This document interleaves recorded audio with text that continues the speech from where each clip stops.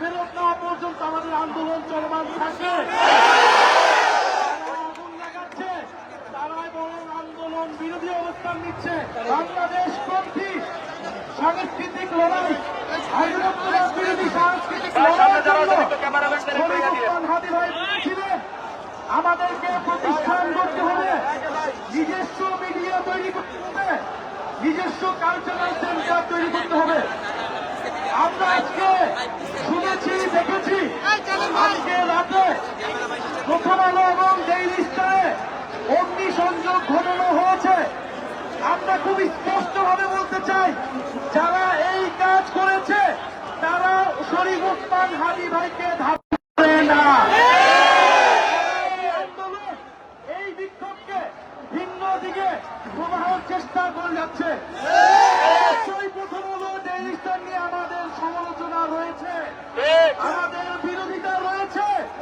আমরা সেই কথা সবসময় বলেছি, বলে যাব এবং আমাদের আদর্শকে ধারণ করে এইরকম প্রতিষ্ঠান দিয়েই আমরা এই ধরনের প্রতিষ্ঠানকে মোকাবেলা করব। কিন্তু পুরো বাংলাদেশ যখন আজকে ঐক্যবদ্ধ হওয়ার কথা, শরীফ ওসমান হাদী মৃত্যুকে ধারণ করে তখন বাংলাদেশকে আজকে বিভাজিত করার চেষ্টা করা হচ্ছে, পুরো আন্তর্জাতিক ভাবে দেখানোর চেষ্টা করা হচ্ছে। এখানে মিডিয়ার আগুন লাগানো হচ্ছে, এখানে হতবাহিত হচ্ছে। এগুলো যারা করছে তারা খুবই পরিকল্পিতভাবে সাবোটেজ করছে এবং আমরা যাতে আন্দোলন গড়ে তুলতে না পারি সেই চেষ্টা চলছে। ফলে আমরা আহ্বান জানাবো, আপনারা সতর্ক থাকবেন যে যার জায়গা থেকে আমরা এই আন্দোলন অবশ্যই চালিয়ে যাব, এই সামাজিক অবস্থান চালিয়ে যাব। গুলিকে ফেরত নেওয়া পর্যন্ত আমাদের আন্দোলন চলমান থাকবে। আগুন লাগাচ্ছে, তারাই বরং আন্দোলন বিরোধী অবস্থান নিচ্ছে। বিভিন্ন জায়গায় আমরা শুনছি সাংবাদিকদের উপর আক্রমণ করা হচ্ছে, সাংবাদিকরা এখনো বিল্ডিং এ আটক রয়েছে। আমরা সরকার এবং দায়িত্বশীলদেরকে বলবো, দ্রুততার সহিত সাংবাদিক এবং মিডিয়া প্রতিষ্ঠানের পক্ষে দাঁড়ান। আমরা আমাদের যে কোনো সমালোচনা গণতান্ত্রিক উপায়ে বলে যাব, গণতান্ত্রিক উপায়ে শান্তিপূর্ণভাবে আমাদের বিক্ষোভ আমরা প্রদর্শন করব।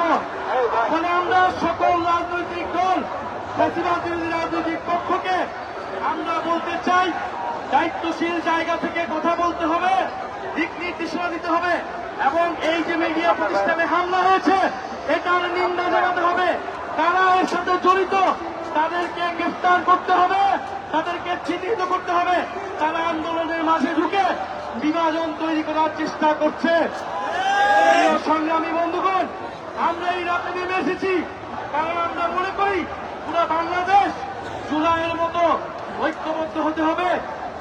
আমরা আমাদের এই অবস্থান বিক্ষোভ কর্মসূচি অব্যাহত রাখব এবং অবশ্যই আগামীকাল জুম্মার নামাজের পর থেকে প্রত্যেকটা মসজিদ থেকে আমরা বিক্ষোভ মিছিল বের করে এই শাহবাগে এবং সারা বাংলাদেশের আন্দোলনের হটস্পটগুলোতে আমরা অবস্থান কর্মসূচি শুরু করব।